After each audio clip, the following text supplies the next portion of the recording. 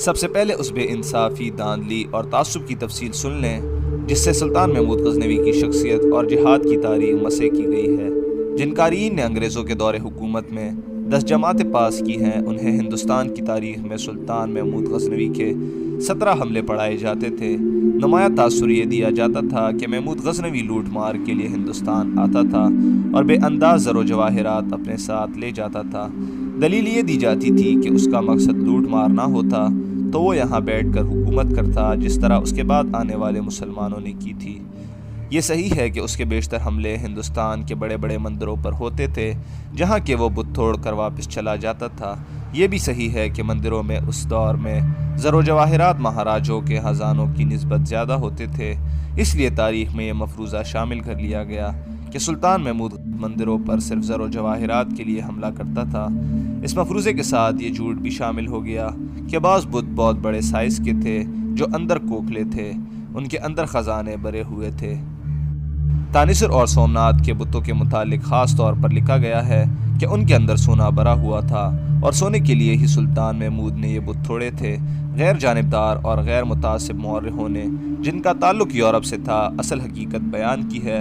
انہوں نے لکھا ہے کہ تمام بت ٹوس تھے، ان میں سے جو زیادہ اہم اور مقدس تھے وہ بھی مٹی کے بنے ہوئے تھے اور ان پر کانسی چڑھائی گئی تھی۔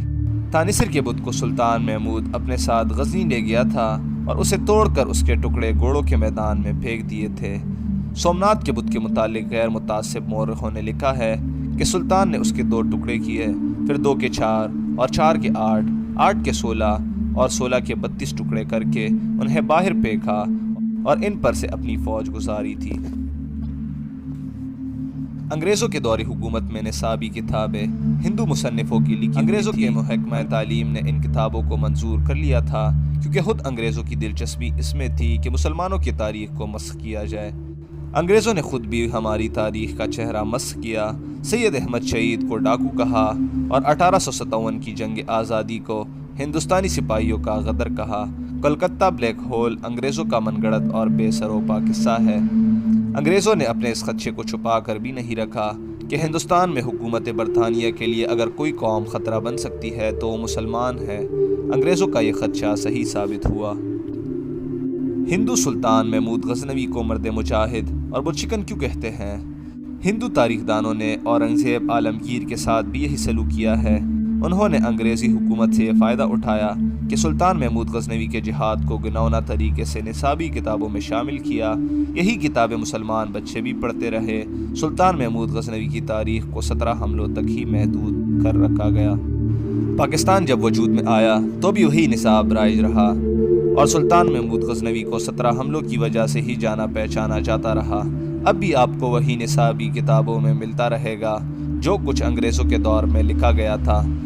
پاکستان میں نصابی کتابیں لکھ کر اسکولوں کالجوں کے لیے منظور کرانا ایک کاروبار ہے۔ ان میں لین دین کا خیال رکھا جاتا ہے، کھایا پیا جاتا ہے۔ یہ نہیں دیکھا جاتا کہ ان میں جو کچھ لکھا گیا ہے وہ کہاں تک مستند ہے اور بچوں پر ان کے کیا اثرات مرتب ہوں گے۔ نصابی کتابوں کے علاوہ آزادی سے پہلے جو کتابیں عام مطالعہ کے لیے لکھی گئی ہیں ان میں بھی سلطان محمود کو لٹیرا ہی ظاہر کیا گیا ہے۔ یہ زہر پاکستان میں بھی پھیلایا گیا۔ مثلاً 1978 میں پاکستان میں انگریزی زبان میں ایک کتاب چھپی جو 1967 میں ہندوستان میں چھپی تھی۔ اس کا مصنف محمد حبیب BAMLC ہے جو علی گڑھ یونیورسٹی میں تاریخ اور سیاست کا پروفیسر رہ چکا ہے۔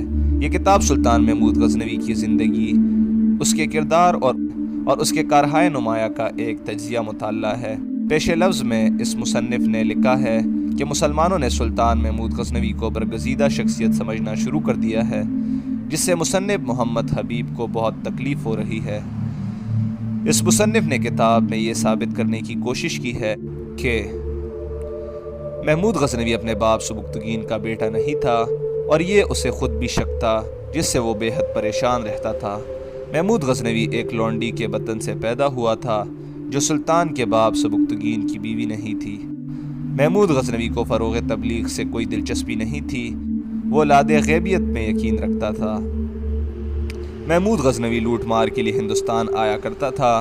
محمود غزنوی روز حساب پر یقین نہیں رکھتا تھا۔ محمود غزنوی نے مرتے وقت لوٹی ہوئی تمام دولت کے ڈھیر اپنے سامنے لگوائے اور وہ بہت رویا۔ محمود غزنوی عام شہزادوں جیسا شہزادہ تھا اور شراب اور عورت کا شہزائی تھا۔ محمود غزنوی صرف ہندوؤں کے خلاف ہی نہیں لڑا بلکہ وہ مسلمانوں کے خلاف بھی لڑا تھا، کیونکہ اس کا مقصد اپنے تخت کو پائیدار بنانا تھا۔ اور ایسے ہی کچھ اور الزامات ہیں جو صرف ایک مصنف نے نہیں، بہت سے مصنفوں نے محمود غزنوی پر عائد کیے ہیں۔ ہمارے بچے اگر ان الزامات سے واقف نہیں تو پھر بھی سلطان محمود غزنوی کے متعلق اس سے زیادہ کچھ نہیں جانتے کہ اس نے ہندوستان پر 17 حملے کیے تھے۔ سلطان محمود غزنوی اگر واقعی بت شکن تھا اور وہ ہندوستان میں اسلام پھیلانا چاہتا تھا تو اس نے یہاں بیٹھ کر حکومت کیوں نہیں کی؟ اس سوال کا جواب آپ کو ان کہانیوں میں ملے گا جو ہم پیش کر رہے ہیں۔ وہ جب ہندوستان میں آتا تھا تو پیچھے مسلمان حکمران غزنی کی سلطنت پر کہیں نہ کہیں حملہ کر دیتے تھے۔ سلطان صلاح الدین ایوبی کی طرح سلطان محمود کے بھی اپنے قوم میں دشمن موجود تھے جو اس موقع کی تلاش میں رہتے تھے کہ سلطان ادھر ادھر ہو تو غزنی پر قبضہ کر لیا جائے۔ ہندوستان میں ہر فتح کے ساتھ ہی اسے پیغام ملا کرتا تھا کہ غزنی پر فلاں نے حملہ کر دیا ہے۔ یہ ایک مسلسل خانہ جنگی تھی جو سلطان محمود غزنوی کو لڑنی پڑی۔ وہاں ایمان فروشوں کی کمی نہیں تھی۔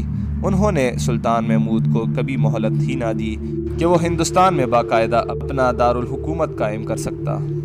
یہ تو کہا گیا ہے کہ سلطان محمود نے ہندوستان پر حملے کیے تھے، مگر یہ کم ہی کتابوں میں لکھا گیا ہے کہ ہندوؤں نے غزنی پر کتنے حملے کیے تھے۔ حملوں میں پہل ہندوؤں نے کی تھی۔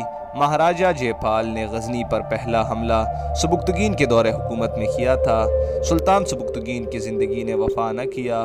اس نے اپنے بیٹے سلطان محمود غزنوی کو وصیت کی تھی کہ ہندوستان کے مہاراجاؤں کی جنگی قوت سے اپنی سلطنت کو بچانا چاہتے ہو تو انہیں چین سے نہ بیٹھنے دینا۔ وہ غزنی کو نہیں، اسلام کو ختم کرنا چاہتے ہیں۔ اگر غزنی ہاتھ سے نکل گیا تو ہندو عیسائیوں کے ساتھ اتحاد کر کے خانہ کعبہ تک پہنچ جائیں گے۔ یہ خیال رکھنا کہ تمہارے حملے انتقامی جذبے کے تحت نہ ہو۔ ہندوستان میں محمد بن قاسم کے وقت کے مسلمانوں کو زبردستی ہندو بنایا جا رہا تھا۔ تم ہندو مت کا خاتمہ کر دو۔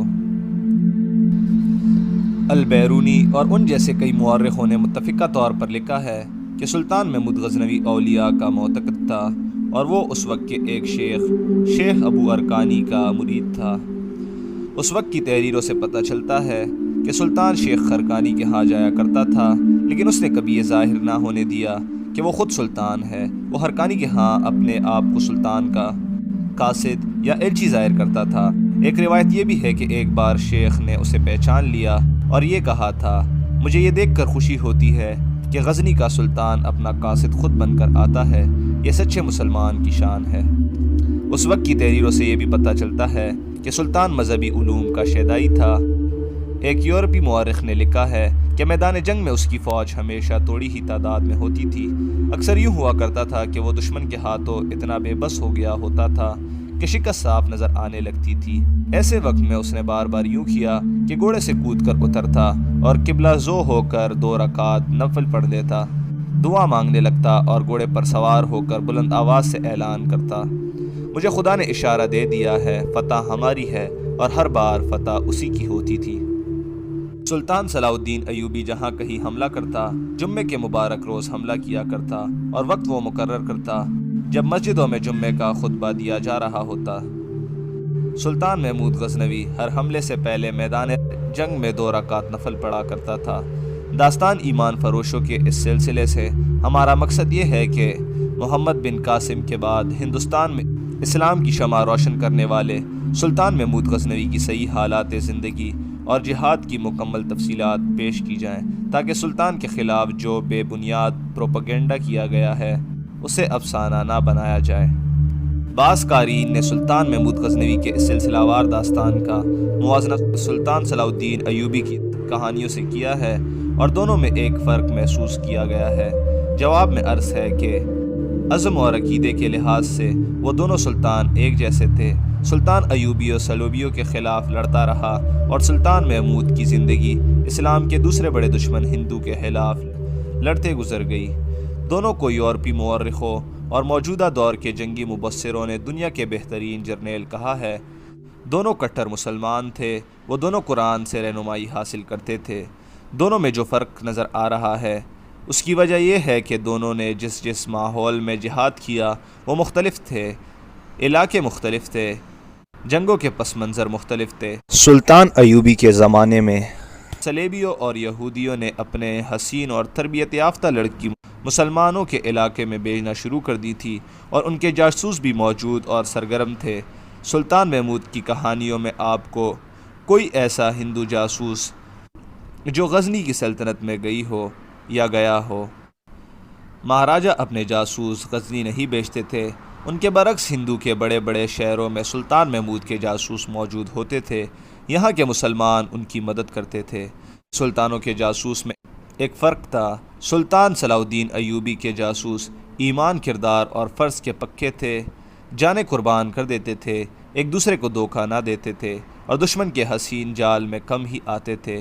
اس کے برعکس سلطان محمود کے بعض جاسوس ہندوؤں کے جال میں پھنس جاتے تھے۔ ان کی سب سے بڑی وجہ ہندوؤں کی شودا بازی تھی۔ اس زمانے میں ہندوستان کی جادوگری ساری دنیا میں مشہور تھی، اس شودا بازی میں لڑکیاں بھی استعمال کی جاتی تھی۔ سلطان محمود غزنوی کے بعد جاسوس شودا بازی اور جادوگری کو ایک آدمی کی کرامات سمجھ کر بیٹھ جاتے تھے۔ ان کی ناکامی کی دوسری وجہ یہ تھی کہ ہندوستان میں کچھ مسلمان براہ نام مسلمان تھے، وہ ہندو مہاراجاؤں کے درباری اور مخبر تھے اور اس طرح خاصی دولت کما لیتے تھے۔ یہ لوگ غزنی کے جاسوسوں کو پکڑوا دیتے یا اپنے ساتھ ملا لیتے تھے۔ یہاں مندروں کی دنیا طلسم ہوشربا سے کم نہیں تھی، مذہب کے پردے میں بدکاری اور عیاشی ہوتی تھی، پنڈت مہاراجوں اور ان کے فوجیوں کی بالائی پر چائے رہتے تھے، حکم پنڈت کا چلتا تھا، یہاں انسانی قربانی بھی دی جاتی تھی۔ پنڈت جس کسی کی لڑکی کی طرف اشارہ کر دیتے، اس کے ماں باپ کو وہ لڑکی پنڈتوں کے حوالے کرنا پڑتی تھی۔ غزنی کا جاسوس اس طلسم میں چلا جاتا، وہ اپنے فرض اور اپنے مذہب کو بھی بھول جاتا تھا۔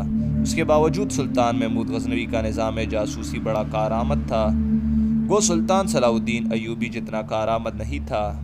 ہم تاریخ کی بہت سی کتابوں سے مدد اور روشنی لے کر یہ داستان سنا رہے ہیں۔ میں میدان جنگ کے جو احوال و قوائب اور سلطان کی جنگی چالیں بیان کروں گا، وہ ہم نے اس دور کے واقع نگاروں اور اس کے بعد کے جنگی مبصروں کی تحریروں سے حاصل کی ہیں۔ ان میں کوئی بھی تفصیل من گڑت نہیں، ہمارا مقصد حقیقت کو سامنے لانا ہے، اور ہم کہانی پن اس لیے پیدا کرتے ہیں کہ بچے اور نوجوان بھی دلچسپی سے پڑھیں اور غلط فہمیاں رفع ہو جائیں۔